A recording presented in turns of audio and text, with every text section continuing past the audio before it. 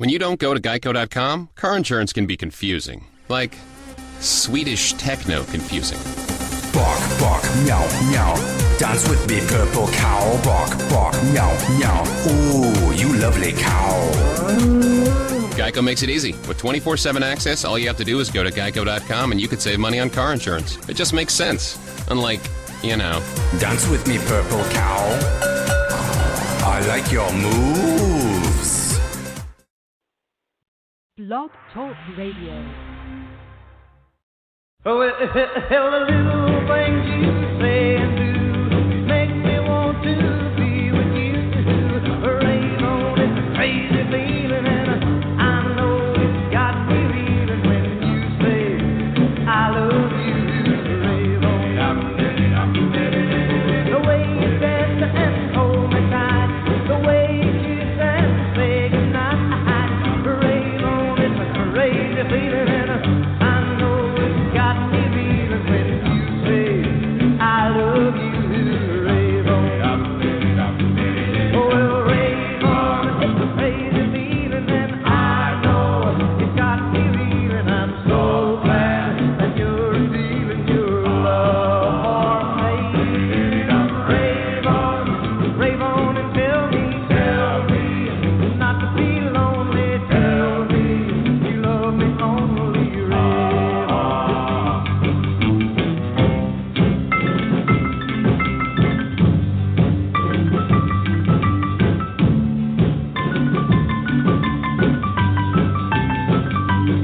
Oh, well, rave on. It's a crazy feeling, and I know it's got me reeling. I'm so glad that you're revealing your love for me. Rave on and tell me not to be lonely. Tell me you love me only. Rave on to me.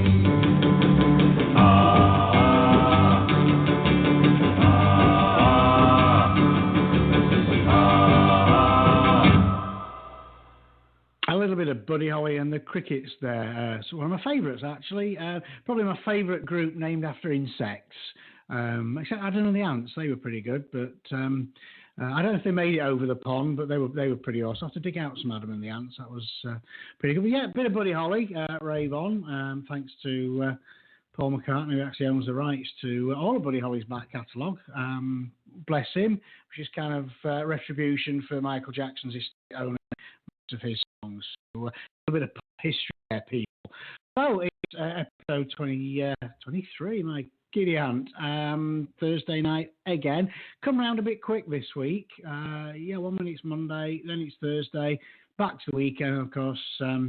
It's the rundown to good old Christmas. I like a bit of Christmas, to be honest. No, I don't really.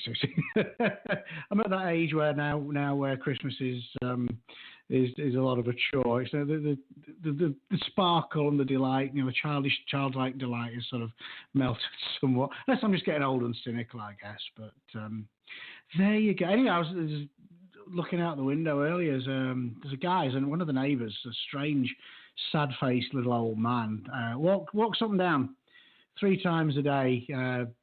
Walking down the sidewalk there, swinging a bag of. He's obviously responsible, swinging a bag of poop in a Walmart bag with poop in it.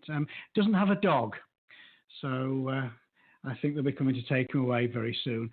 And speaking of, I was going to say speaking of dogs, she will kill me for that. Speaking of swinging bags of poop around, I think Xtina should be with us. How was that? How are you, dear? I'm going to take control of the controls one of these days, and you're going to be sorry. What? Speaking of dog poop, what now? Okay. Anyway. I was just speaking of dogs, which you would have meant you beating me up nastily. Oh but, yeah. So what? I'm on my second glass of wine, so I'm not going to be too mad right now. So Yeah, there you go. There you go. When I listen back to the show tomorrow, I may be more upset. So Yeah, well, I know, but I think what you have to factor in there is I couldn't care less. be honest. Really don't care. Oh, how are you? How are you? Tell me how you really feel, James. You wouldn't want that, trust me.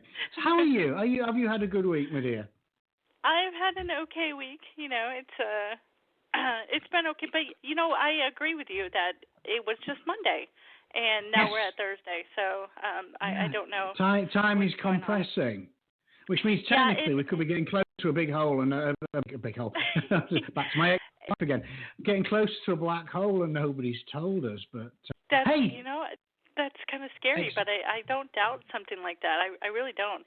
And as far as the Christmas thing, I'm not in the Christmas spirit quite yet. I'm really not. And there was a time that as soon as Halloween was over with, I would start getting excited because then you got Thanksgiving and then there's Christmas, and it was all such a jolly time for me, and now I'm just kind of like, bah, humbug. I really am, and it's not me. I mean, normally I'm the gay one who's running around the house turning on every single radio to the, the Christmas music, and I have not done that yet. So. I hate Christmas music. Really, I love it. I don't like Christmas music at all. I think there's one Christmas song, and we will play some Christmas music on our show just before Christmas. There's one that I do like, and that's it, just one. How the hell we're going to let you pick the other ones, because I just couldn't. Unless I play this 1-3 times, I don't know. But but hey, exciting thing happened to me today. I got an email from Amazon. Books you would like to read, and top of the list was one of mine. Yay! I bet you would like to read that, wouldn't you? Was Peed, my creature book, available from Black Bedsheet Books from Amazon and all good outlets. I'm going to have to sit and read it. It's a bloody good read, actually. It's a bloody good. I enjoyed writing it. I'm going to sit and read it one day. Sit on the toilet, I think, probably, and read it. I still have to read it, and I feel so bad. I did start though, and I loved it. I did. I mean, I loved the whole. You loved the picture. Feeling. Nice. Yeah. I loved the details, and the picture was kind of cool too. But no, I definitely do have to read it because I do love your writing. I read the Erotic Odyssey of Colton Porcher, and I just loved it. So I'm sure I'll love P just as well. It is a really thick book too, though. And. Well, it's because it's got a lot of words in it. It's got a lot of words in it. It's got a lot of words in it. Yeah, that's why it's a thick book. I'm guessing. I'm not an expert, to be honest, but I'm thinking that's probably why. Yeah, it's not like just a few really big words or big font. It's just a lot of words in the book. So it's value for money, people. It is value for money. I don't like you buy a book and you've read it in like 20 minutes and I've spent $11 on that and that's rubbish. Yeah. It's rubbish. But then again, you can write two bigger books like Stephen King's Under the Dome, and then you can't even pick the thing up because it Well, hurts your wrist. I have been known, especially if I'm going on vacation or whatnot. I have been known to buy a book purely on the thickness of the book because I know it's going to take me.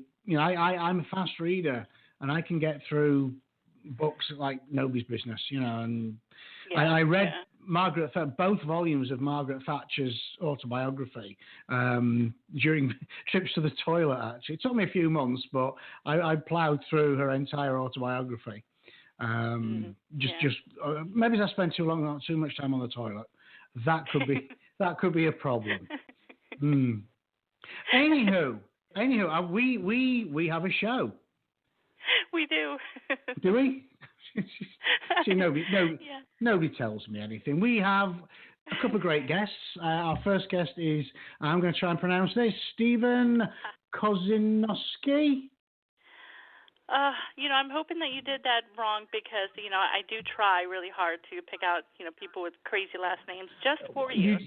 I know you do. Well, that's my criteria now. I know, thank you. Let's ask Stephen if I got his name. I hope I do. Stephen, are you there, sir? I am here. Did I get your name? Did I get your name somewhere close? Yeah, pretty close. Awesome, thank you. Man, I gotta work in my harder. defense, I am a Brit. So when so how are you this evening, Stephen? Oh, so that was the British pronunciation. Yes. Yeah. Yes, I'm going to Okay. stick with that. Then not just a bad perfect. pronunciation. Then you did it perfect. Yes. for a Yorkshire fella. So thank you for joining us, Stephen. On this very, very cold. It's cold where I am. Is it cold where you are at the moment? Yeah, it just got really chilly today. I'm here in central Pennsylvania, and it just kind of hit the winter time just recently.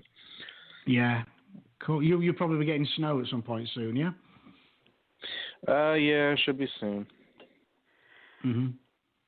Something we don't get a lot of. In fact, so I've been in Houston 6 years. We've never had snow in Houston. I think about 10 years ago, I think people said that they had a smattering of snow, but we're not known for snow here, unfortunately. And I miss it. Just before we left England, we had a massive, massive chunk of snow in the early part of the year. So much so, like the roads are closed, and it must have had a good foot and a half of snow, which was unprecedented even for there. But I miss it. I want snow. I'm going to buy a snow machine. That's something. I'm going to Right. off a snow machine. Yeah. Yeah, So, I much Stephen, prefer the. Oh, Xtina, you're just butting in, aren't you? I much prefer the cold than the hot. I lived way too long in Florida, and it was way too hot all the time. So I much prefer to be chilly, to be cold. You can always put more layers on. There's only so much you can take off. So I like the heat. I think I'm getting to that age now where I like to be warm. Yeah, so if it's under, what is it? If it's under 75, you're cold. Is that how it is, James? What, me? No, I'm from Yorkshire. It's got to be below freezing before we put a coat on. Okay. Well, I thought that you're getting older and everything. It's different now. I'm not that old. Okay. So Steve's here. Just be quiet. She's between you and me, Steve. She has been drinking, so. Okay. Hunter of the Dead, Stephen, sounds intriguing. Tagline reads, a complex tapestry of blood and violence. No sparkly vampires here. Excellent. These undead are definitely hardcore. Tell us more, sir. Yeah, that was the review I got from Cemetery Dance. And this is the story. This was I actually started it in about maybe 2002, 2003. So I wasn't really reacting to Twilight just yet, but a lot of people have made that comparison. Oh, it's a reaction to Twilight. It wasn't quite that. It was more kind of like Underworld and Queen of the Damned, and when those kind of movies were starting to come out. Yeah. And I said, they're certainly interesting movies, but they're not really vampire movies. Looking at the old, kind of Eastern European mythology. And so I kind of set out to write a novel that would kind of take the vampires back to their roots and write, kind of a hardcore horror novel. And it seems, so far the reviews have been pretty good, so it seems like I did all right, I guess. Excellent. No, well, the funny enough, I've been watching the Twilight movies with my daughter because she was that age. She wanted to see them. We got up to halfway through episode 5, and you're right. That's not vampires. It's just all, for me. I mean, I grew up on the Hammer horror films, the Christopher Lee, the Bela Lugosi, the proper vampires. Sure.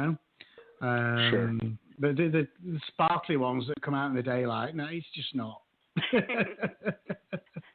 So well done for doing it, for making an antidote to that. Well, thank you. Yeah, I did like Twilight, but I do agree they're not, really vampires. But because I grew up on like The Lost Boys. Now those were good vampires. Yeah, that was a great film, and Salem's Lot as well. Brilliant. Yep. Brilliant vampires. Friday Night was good. Yes. Yes. Which version though? The Roddy McDowell original version was better. Which one did you think was better? Roddy McDowall, the original version. Definitely. I did watch the remake, but I was like, oh, this is bad, because I absolutely love. The original was great, and I had a huge crush on. Was it Jerry? Was it Jerry Dandridge? I think was the vampire's name. I thought he was pretty hot. So. No. Yeah. What can you say to that? Yeah, and then of course the Lost Boys, didn't they come out with I don't know if it was a sequel or if it was I don't know. There was a sequel. It was not very well received, I don't think. Yeah, I never even saw it. I kind of figured it would never be as good as the original, so I didn't even bother with it. There you go. Give it a chance. That's what I like to hear. So, Stephen, why vampires, Stephen? Is it something that's always fascinated you? Yeah, I remember being a little kid and kind of going down to the library and checking out the books and that was kind of where I got this where it kind of stuck in my craw, because I always read the old books where they talked about, there would be a village and they would burn the vampire at the stake and bury his head at a crossroads. And there's all this kind of like this deep lore and mythology, and I kind of got lost in that as a kid.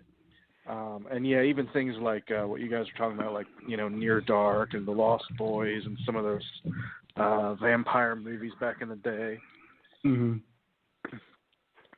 Yeah, I think Stephanie Meyer, I think, has got a lot to answer for. I mean, she did for vampires what E.L. James did for BDSM, to be honest with you. So I guess it's playing to a market. It's sanitizing it to a certain point. But in fact, it's funny enough. I don't know if you ever saw the Simpsons did a great parody episode of Twilight, and that was good. That's probably better than the Twilight movies, to be honest. But my daughter's 7 and she loves them. Although we watched the fourth movie and for an hour it was just wedding and sex and very uncomfortable hour with me and my daughter. That, to be honest with you. Right. That's what the other movies were missing, as far as I was concerned, though, was because I read the books before I saw the movie. Yeah, I know, but I read the books first, and that's what I kept waiting for him just to throw her down and ravish her, but that just never happened. So, I understand there were high school kids, so she was, so I get it, but. I wasn't a high school kid, so I wanted the sex, and it just wasn't happening. You were watching the wrong films, then, I'm afraid. Well, that's the thing. I mean, the old Hammer horror films were just with Ingrid Pitt, Christopher Lee, Peter Cushing, they were dripping with sex. I mean, they were very. I mean, some of them were almost like softcore porn. But Christopher Lee for me will always be Dracula. I mean, he was it. He was the man. So, is other than vampires, Stephen, is there anything else that catches your fancy? Or are you a hardcore vampire guy? This is my first vampire novel. I did a hardcore novel about zombies, and I've also kind of started to branch out into science fiction. I did kind of a dystopian 1984 novel about clones, not like Fahrenheit 451, 1984, Brave New World kind of thing. Oh, cool! Yeah, brilliant. And so I've had a little bit of variety. This is actually my first vampire novel, but I kind of I didn't want to kind of tackle it until I could think of something like kind of a new spin to put on it, because vampires have been done to death, and I was like, I will tackle this at some point, but not until I have something new to say. Yeah. So what is the unique spin? I mean, obviously without giving spoilers away, what unique spin did you have you brought to it? Well, I think what I did with my vampires was I had them. I kind of looked at the fact that vampires are immensely strong, and I said, well, if vampires are really this strong, then they wouldn't fight in the way when you think about a fight that you might see between two vampires on TV, they might like, rah, and like bat at each other a little bit. I said, well, no. If vampires are immensely strong as they're supposed to be, every fight should be like bone breaking. You should be able to be like cutting people in half and having them regenerate and trying to fight to outpace the regeneration kind of thing.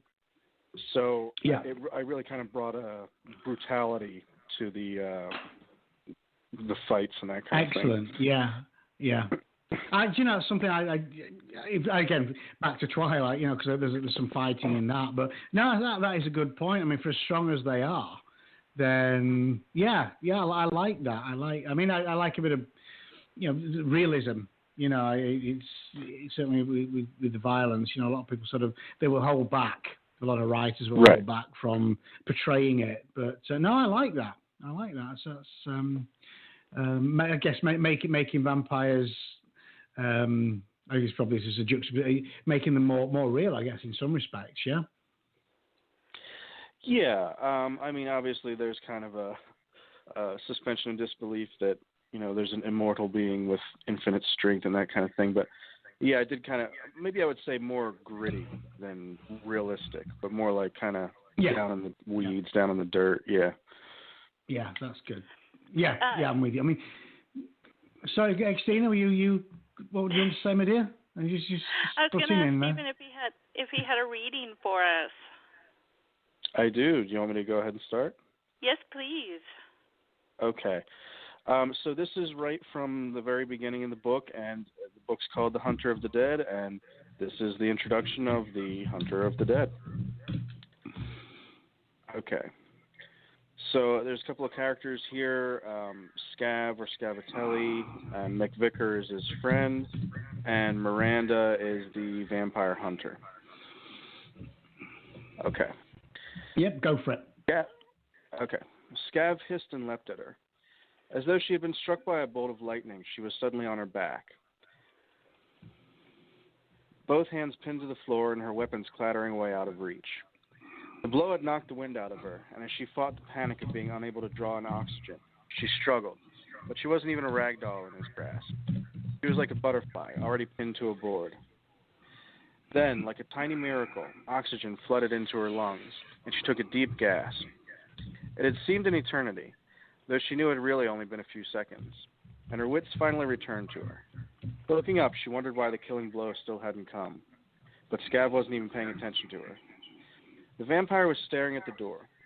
She glanced back down the aisle and saw McVicker, Cashley, and the 6 newborns all staring at the doorway too, paused in mid-movement like a VHS tape. That, more than anything, brought a sinking feeling to Miranda's stomach. The sound of a horse snuffling cut through Miranda's torso like a knife. Defying all the boogeymen in her intestines screaming at her not to look, she turned her head toward the entranceway and caught sight first of the black hooves dripping a substance so dark it must have been tar, but she feared that it was not. Over her head, in a child's voice, Scav whispered, "Il cacciatore del morto." Miranda blinked and strained her neck to see the rest of the dark figure. The horse was black on black, with black eyes that didn't even seem to reflect the moonlight. The man astride the charger was sealed in a wall of black plate armor, festooned with spikes and barbs. No mortal could have carried such armor. It must have weighed 2 tons. Like the horse's hair, the man's armor dripped with dark, syrupy substance. The high helmet he wore had 2 long, curved horns, but otherwise it was nearly impossible to pick out any part of it. He had all the appearance of a blob of fresh black ink that had somehow been smeared on the landscape. He held a bastard sword in one hand, and in the other, seemingly defying the laws of physics, he held a long, pointed lance, weighed down with what had to be a dozen corpses. From the hilt to the tip, stacked one on top of each other, each of Cashley's remaining wives and concubines, at least 15 of them or so, had been pierced directly through the heart. Blood soaked through their gray jumpsuits. Their feud forgotten, Miranda and Scav rose to their feet. The horse slowly cantered into the temple. As it did, the knight merely shifted his lance, lifting it up into the air at a downward-sloping angle. Alice's body toppled from the lance first. Peggy's followed. And with barely a shake, the bodies of a dozen or more of Cashley's followers fell from the mounted figure's lance and formed a trail behind them, like Hansel and Gretel's breadcrumbs. Cashley was the first to regain his senses. He cowered, pushing his brides into a semicircular shield wall in front of him. I warned you, McVicker. Everyone's scared of a serial killer, but now you see what's really happening. The knight raised his lance in McVicker's direction, as though lining up a gigantic pool cue for a difficult shot. Scav seemed to realize what was about to happen. No! Scav, don't! Scav flew through the air like a bird of prey, dropping onto an unsuspecting rodent, but his trajectory was immediately arrested. Without looking in his direction, the knight lashed out with his blade and sliced cleanly through Scav's neck with a single stroke. His head came to a rest, balanced on the outstretched blade, while his torso crumpled to the floor. You motherfucker, McVicker roared, dropping to his knees. His face remained dry, but Miranda could have sworn he was weeping. He was unable to produce tears, one of the many dark in-betweens of being a vampire. The horse reared back on its hind legs. Like a wave, the great darkling mass poured down the aisle. Even with the preternatural speed of his kind, McVicker couldn't get out of the way before the figure was upon him. The Black Knight's lance struck true, and the force of the blow impaled McVicker practically up to the hilt. Miranda had never seen a vampire actually killed with a stake to the heart. It was nearly impossible, a joke. Practically every vampire wore a piece of armor across their chest, and judging by the glint of metal around the hole in McVicker's body, Dignari Fixter had been no exception. Miranda's mouth hung open as it occurred to her that the mysterious knight had pierced through an inch of plate metal and Kevlar, not to mention a man's ribcage, with a single stroke. There was no way. Was it possible? Was this really the semi-mythic hunter of the dead? The knight sat there astride his horse, holding up Scav's sire bottle, not half a meter from his featureless mask. He seemed to be examining McVicker like a diner looking at his hair and soup. Then he lifted his lance over his head and snapped it forward like a bullwhip.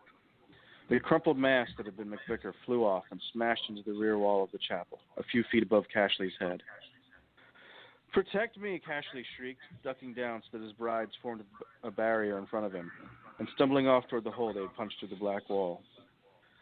The bastard's sword cut an arc through the air and bifurcated one of the brides through her waist, sending her torso toppling forward before the blade passed through the back of the crouching Cashley's head.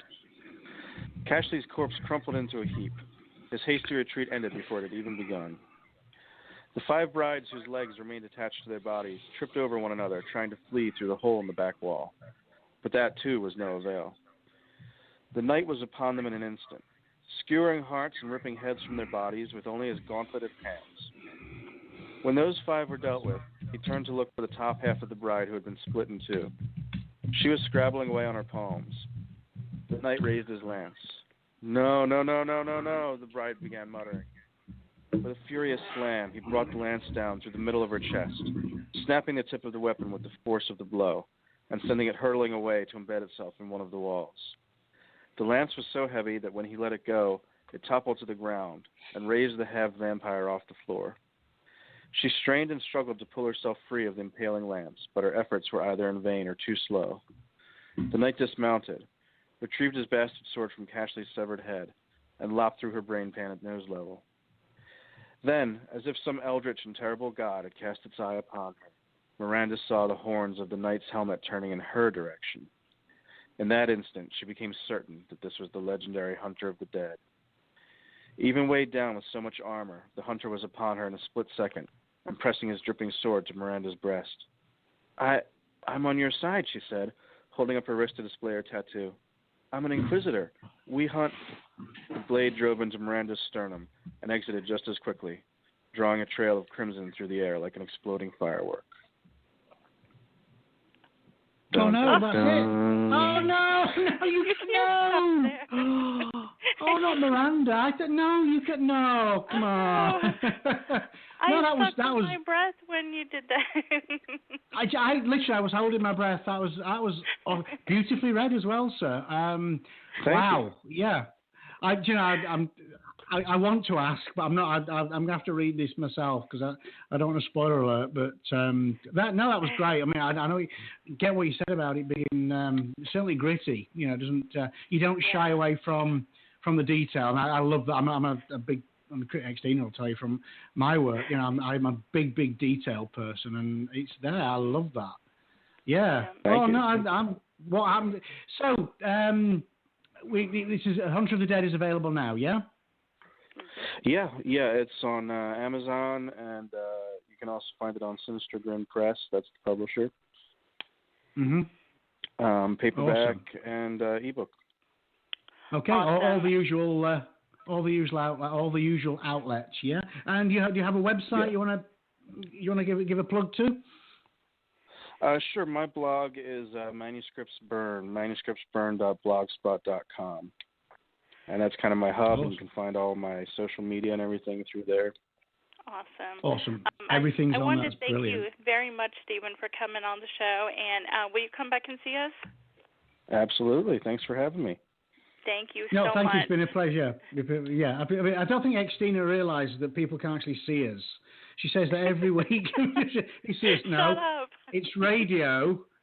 You know, it's not a visual medium. So there's that. Stephen, it's been an absolute pleasure. Hopefully, we've not scared you off too much. It's been a delight. we just need to get on top of Xtina's drinking problem. To be fair, she doesn't have a drinking. Right. She has no problem drinking at all, obviously. So no problem. it's been an absolute pleasure. So thank you for sharing that with us. I'm gonna get me a copy because I need to know what happens to Miranda, because you can't kill Miranda off like that. If you do, that's just brilliant. Thank you so much. It's been an absolute pleasure. Thank you, Okay, Stephen. thanks. Okay, thanks, Stephen. Bye-bye. So, Xtina, before we have a break, and, my wee time, I'm, again, that age now, you have a commercial or two?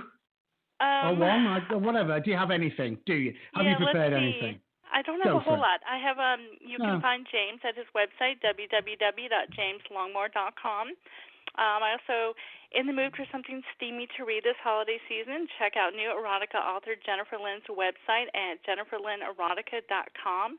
That's JenniferLynne erotica.com. And don't forget to follow the Panic Room Radio Show on social media, our Facebook page, Unofficial The Panic Room Radio Show, Twitter at Panic Room Radio, our YouTube channel, The New Panic Room Radio Show, and come visit our website at www.panicroomradio.com. Yay. Now you can breathe. Okay. There you go. You can breathe now.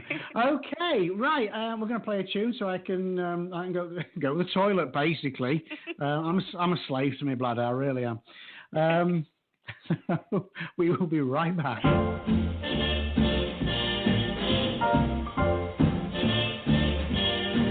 Somewhere beyond the sea, somewhere waiting for me, my lover stands on golden sand and watches the ships that go sailing. Somewhere beyond the sea, she's there watching for me. If I could fly like birds on high, then straight to her arms I'd go sailing. It's far beyond the star, it's near beyond the moon. I know beyond a doubt my heart will lead me there soon. Beyond the shore,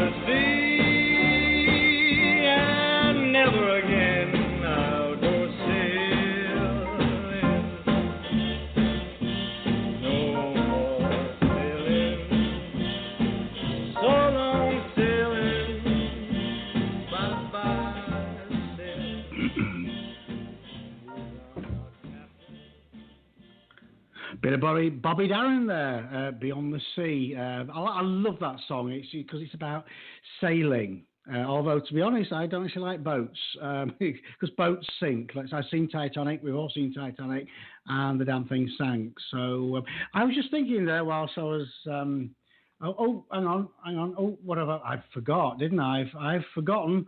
It's the president-elect.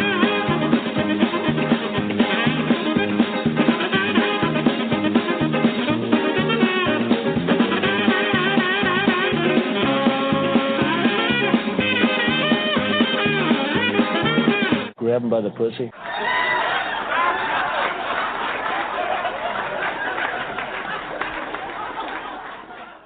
Thank you, Mr. President-elect, Mr. Trump. Always a pleasure to have him on the show. Now, I was thinking, anybody who's seen, in fact, I'm going to bring Xtina in on this one because we're brainstorming for the show for the new year.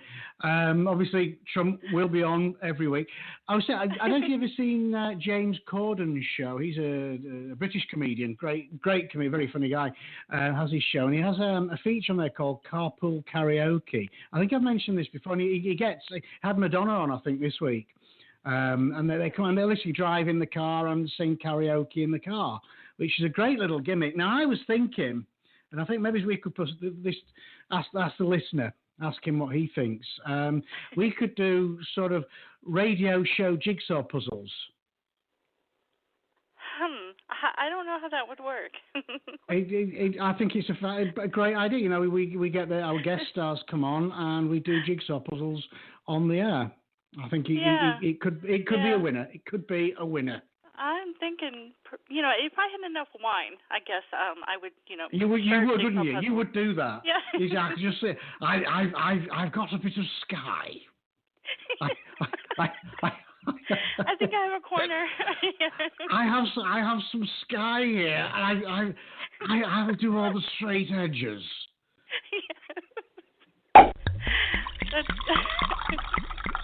So we have a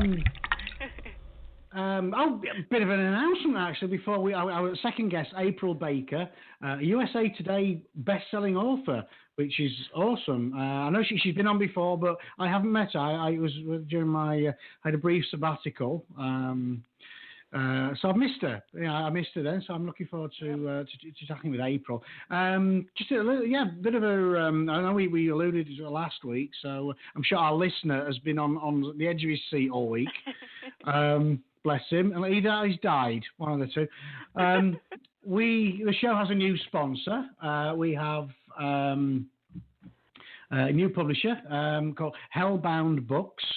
They have been sponsoring the show. We're hearing more from them as time goes by. And we should get that song. That was a great song from Casablanca there.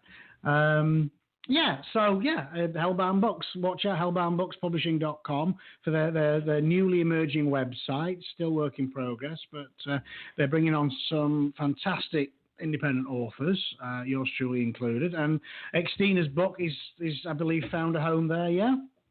Yes, sir. Yes, it has. Yes, dark musings and light musings, almost like dark chocolate and light chocolate. Is there light chocolate? I don't think there's light chocolate. It's white chocolate, but No, there's dark chocolate. There's milk chocolate, which is like middle, and then the white. And I don't like white chocolate. I don't like it. You know, it's something. No. Dark chocolate. The crap they have now, I don't like too much. When I was younger, they had this one candy bar that was called Alpine White Chocolate. Now that was really good, but I don't like it now. So I don't know what they did to it, but they did have some that was good. That was a long time ago. I do like my chocolate, I have to say. One of our listeners is saying it's not real chocolate. That's It is not real chocolate. No, American chocolate is not real. Luckily, obviously the British chocolate is coming over now. Cadbury's, especially Cadbury's Dairy Milk is the best chocolate ever. Yeah. End of argument. Anybody who wants to argue, I will duke it out with anybody who wants to fight that one. It is. Fine chocolate. Anywho, we have an awesome guest lined up, Apryl Baker, and hopefully, AT&T willing, she's there. Are we there, Apryl? Hello, can you hear me? Oh, Yay! hello. Yeah, there's a horrible bit of silence. It's just teasing us. How are you this evening, April? Are you well? I'm actually a little sick this evening, but I promised Xtina that I would be on. Oh, I'm sorry. So here I am. She basically, so she bullied you into being on the show. Yes, she bullied you. Well, thank you for giving in to that. Just reading the notes Xtina sent me here. Got the book, The Ghost Files, version 4, part 1, which releases later this month. Tagline, she couldn't think of one for the book. Xtina has actually written that. Can you believe that? Oh, my gosh. Sloppy. It's sloppy. That's what it is, to be honest. Not impressed. And the poor girl's sick as well. The poor girl is sick. But April, thank you for joining us again. I said I missed you. We had Michael filling in for me on the show you were on. So you must be a glutton for punishment. You've come back. Why did you do that? So tell us about Ghost Files. Oh, so are you sure you're up to this? I'm here. So I'm going to do my best to get through it. Got a little bit of pneumonia going on. So. If you get so much, you do say. In fact, I'll tell you what, we can make Xtina do the reading if you want. That's not funny. No. James does really good reading, so I don't have it pulled up in front of me. You probably do. So you just put yourself on the spot there. I need more wine. No, I didn't. I put you on the spot, actually. April, tell us a little bit more about the Ghost Files. Well, if you can. The Ghost Files is a series about a teenager. When the book started, she was 16. She was in foster care, which foster care is near and dear to my heart. So that is a great way to actually get some attention onto that particular institution here in the U.S. But this particular little girl can see ghosts. She's been able to see ghosts since she was 5 years old, when her mother tried to stab her to death. Oh, wow. So she's been in foster care since then, and she ignores the ghosts. Her theory's always been, if you don't talk to them and ignore them, they'll go away. So, excuse me. That's okay. But unfortunately, she's now having to talk to the ghosts, and in this particular installment, it's the 4th installment in the book, there is children going missing in the town of Charlotte, North Carolina, which is her hometown now.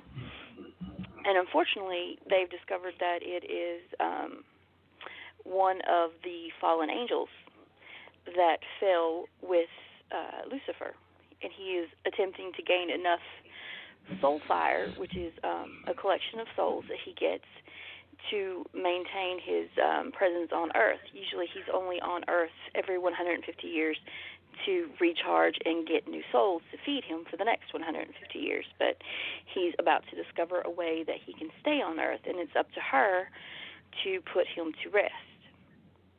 She's what's called a living reaper. She can actually see the souls of the dead, open the passageway so that they can actually move on to their next plane of existence. So, excuse me. It's okay. So it's up to, I'm sorry. It's a book about her figuring out the extent of her powers and learning to depend upon the people around her, and learning to trust her grandfather, who she's discovered is the demon who's been stalking her. Oh, wow. Yeah, wow. I do terrible at trying to explain these things right off the top of my head. You put me on the spot, so they're like, "What's your book about?" And I'm like, my mind goes completely blank, and I'll hand you the book. Here's the back cover. Yeah, read it. Yeah, and I will say the covers of the book are so good. I actually sent, I think I sent one to you, James, the cover, so you. I have it. Yeah, I'm looking at it now. It's freaky. Yes. Yes, it's just that the eyes are just scary. Yeah. Yeah, I love the covers. That is actually not the original cover. Oh, really? No? We actually started with a completely different concept. it was something that I wanted to do, but we soon discovered that Robin Harper of Wicked by Design does all of my covers for the Ghost Files except for the original one. We soon discovered that the only way to do what I wanted to do was to hire a professional artist to actually sketch what we needed, which is quite costly. So we just went back to the drawing board and we came up with that. It's awesome. It's really good. Yeah. Yeah. Now, when you were talking about the book and her being a reaper, it made me think of the short-lived show Dead Like Me. Did you ever see that? I did not. My mom and my dad, my parents were quite fond of that show, but I have never seen it. I did. I think I saw the pilot of that, and it sort of vanished. Really, I think. Yeah. Yeah. I kind of vaguely remember it. Vaguely remember it, but yeah. I was a huge fan of the chick who played the Reaper. Her name was like Ellen somebody. I don't know. I just thought she was really cute, and she did a really good job. So I was really upset that I think it only lasted for like a season and a half or something like that, but it was really good. And you say Reaper, and my head just goes, automatically to Reaper. And also the song that we had last week, the Que Sera Sera, the version that was that we had on the show, that was from Dead Like Me. So. Oh, right, gotcha. Yeah, that was a good version, actually. I must admit, I'm a big fan of the original Doris Day version, but that was good. There's somebody else did. The British artist Shakin' Stevens did a version on one of his albums, and that was really well done. But, you never heard of them. So, April, I was wondering, who do you like to read? Well, I read a little bit of everything, from biographies to romance to science fiction to horror. If it's good, I will read it. I'm not biased in any way. Yeah, do you have a favorite author? Maybe? I read a lot of George R.R. Martin, Kim Harrison, Stephen King, Denise Grover Swank. It's just a huge variety of authors I like to read. Yeah, I find that I don't have as much time anymore as I would like to read. Oh, you sound so awful. I feel so bad. It hurts my ribs to hear you coughing like that. Excuse me. I was going to ask you about a reading, but now I don't know if I should. So. I could try. I know that a lot of if any of the fans too I did post about it. They're probably curious to see, because the first couple chapters are up on Wattpad to read, but they have to wait until the 20th, because I didn't really send out any ARCs, advanced reader copies, this time around. Right. I think I sent out 3. 2 of them were contest winners, and then one is just to someone who really loves the series. But I think that they're probably going to look forward to hearing that. Yeah. Okay. Well, I mean, don't try and plow through all of it, because I think see how far you can get. Yeah. So don't. Yeah, I took a bunch of cold medicine before I got on, just so I could breathe a little bit. So. Okay. And it'll add atmosphere. It will add atmosphere. Yeah, Xtina would tell me, chug some NyQuil, and I'm like, no, that will knock me out in about 7 minutes. Yeah, that stuff is lethal. Yeah. It is. Well, it will knock you out. Oh, I've fallen victim to NyQuil, but I thought it's nothing much, and I remember it knocking me out for a long time. But if you feel you're up to it, do you wanna have a go? Yeah, I can have a go. Go. Let me grab my word Go for it. here real quick. Okay. This is from probably around the middle of the book. It is the morgue scene. So I do get a little graphic sometimes when I describe the ghosts. So please, if you're queasy or whatever, just ignore it. I had one person tell me that I kind of grossed them out once with a description of a ghost. So Oh, wow. I try not to do that too much. Okay, so. I know I may let Xtina read this. Excuse me. Okay. The elevators are slow, so I smash the down arrow repeatedly. I know it doesn't make it go any faster, but it helps me. When it finally dings and opens, I step aside as people file out. Once inside, I hit the first floor button and close my eyes to wait for the short ride to end. It's quiet and soothing in the elevator, and for the first time all day, I let out the deep breath I've been holding. I survived. Relief. I should be embarrassed and ashamed to feel relief, but I don't.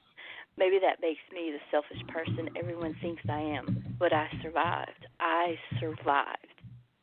And I managed to save a person in the process. Eric will get the chance to live his life, and the Owens will have lost everything. It's a good day. At least that's what I tell myself when the elevator doors open and interrupt my mental bolstering.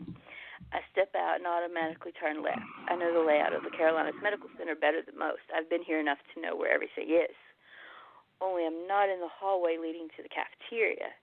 It's dim, and I can hear the clanking of pipes. Where the heck am I? The sound of the elevator doors closing made me turn and look. There's a big letter B lit up. I'm in the basement. Now, how did I end up in the basement? I press the up button and nothing happens. No lights, no whirring of the elevator. Nada. I see the stairwell door and try that, but it doesn't budge. I pound on the elevator button again and still nothing. Great. Just freaking great. I'm stranded in the basement with no phone. Letting out a sigh, I turn around. Stinks down here. That's the first thing I notice.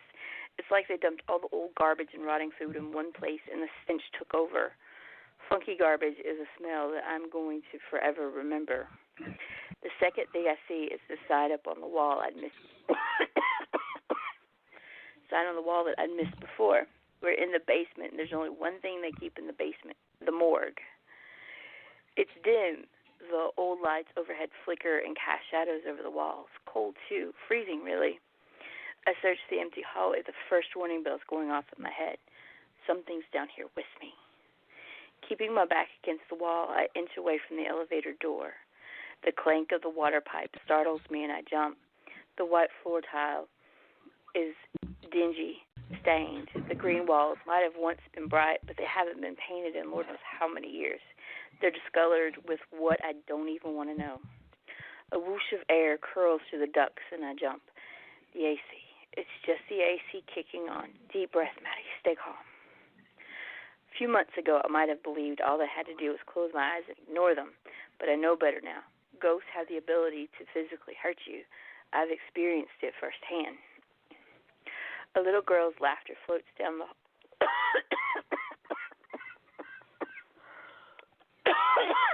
Excuse me. A little girl's laughter floats down the hallway. I can't tell if it came from the left or the right. It just seems to fill up the space. The sound of running footsteps go right past me and straight toward the morgue. I'm not going into the morgue. Nope, not happening. Nothing is going to make me go into that morgue, except maybe the shuffling coming straight at me. I squeeze my eyes shut. God knows what type of horrific traffic victim is roaming the halls. Hospitals are flooded with ghosts. It's why I hate going anywhere near them. They haven't bothered me so much the last few times I was admitted, though. Why, I don't know, but that's changed. I saw them all night, and again today when I came in, crowding around me, demanding help. But down here, in the dark with no one around, the regular ghosts don't congregate down here. Only the darkest ones roam the shadows, the ones that terrify the other ghosts. The stench of decay and rot surround me. I know you can see me. The words are hoarse and drawn out, like it's speaking through a long tunnel. It's right beside me, its foul breath skating over my cheek as it whispers in my ear. The cold seeps into my bones, the ache enough to make me wince. My body quivers when it pushes closer, its hot, rancid breath, all that I can inhale. I turn my face away, trying to escape the smell, but it invades my space. I inch a few more inches away from it so I can take a few shallow breaths. Look at me, it whispers, but I don't want to. I can feel its anger. If I don't look, it might do me some serious damage. I crack open my left eye and peer sideways. Disgust, horror, fear. I'm not sure which emotion to feel once I get a look at the ghost. Its face isn't really a face anymore. It's mostly a skull with chunks of flesh still sticking onto the bones. Only one eye remains, the green orb staring lazily at me. What little skin and tissue is left on its face are rotting, the pus oozing out. It drips to the floor, splattering my shoes. I watch more of it fall, the wet, sticky substance making this awful splat sound every time it falls. It's like its flesh is melting off of it, the tissue giving into infection and just falling away, the blackish disease mixture dripping down the bones. Then it smiles at me.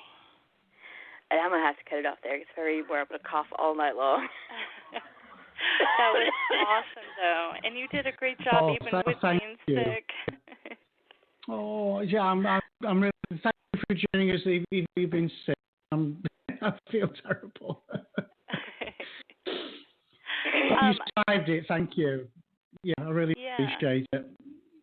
Yeah, I wanted to thank you so much for coming on the show, April, and asking if you'll come.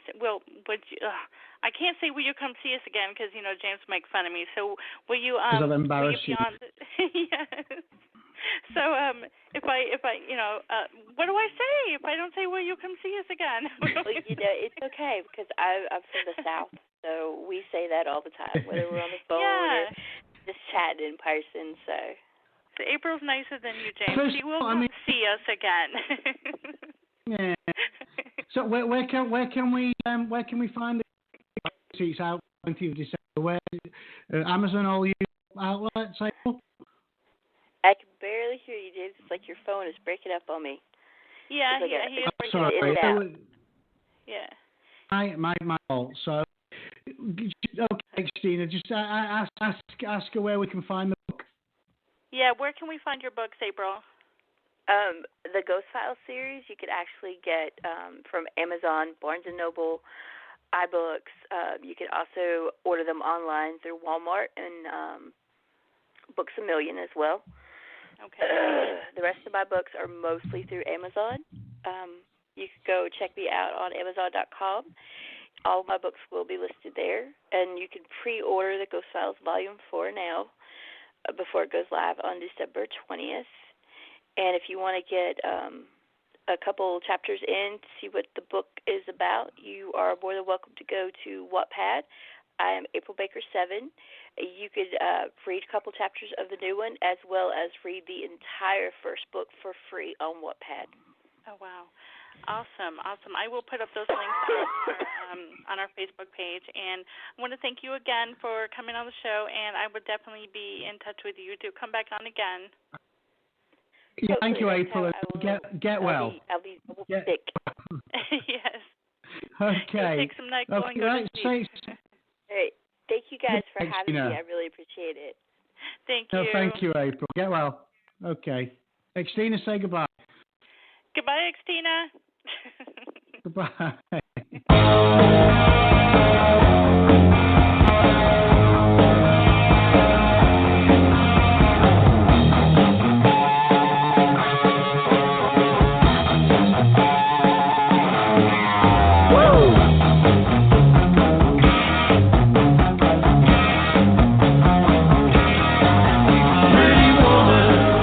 Walking down the street, pretty woman, the kind I like to meet.